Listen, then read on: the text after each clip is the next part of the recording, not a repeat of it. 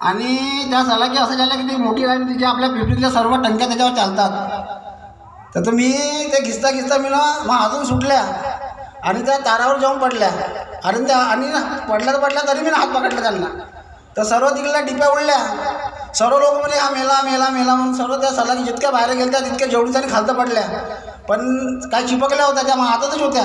सर्व म्हणे मेला मेला म्हणे. तर मग मी वरतून खालतं पाहिलं तर सर्वाला विचारायला की हा वाटल्या कसा. कारण जे MSCBचे ऑफिसर आले ते बी म्हणत होते की हा वाटल्या कसा म्हणे. कारण इथं कोणत्या हे इतकी मोठी लाईन आहे म्हणून वाटलं कसा म्हणजे. पण मला समजत नव्हतं आणि मला असं वाटत होतं की मी म्हणजे असं जीवत नाही.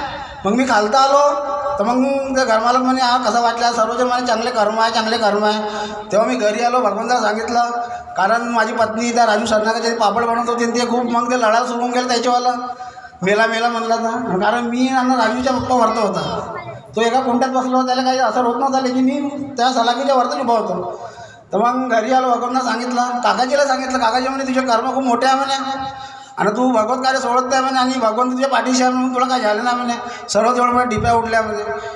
म्हणून तेव्हापासून खूप विश्वास होला भगवंतावर. जे मागितलं भगवंताने वेळेवर आपल्याला दिलं. आणि सर्वात महत्त्वाचं म्हणजे आज आपल्याला आपले मार्गदर्शक ज्येष्ठ सेवक खूप सांगतात की सेवकाही संगत करा.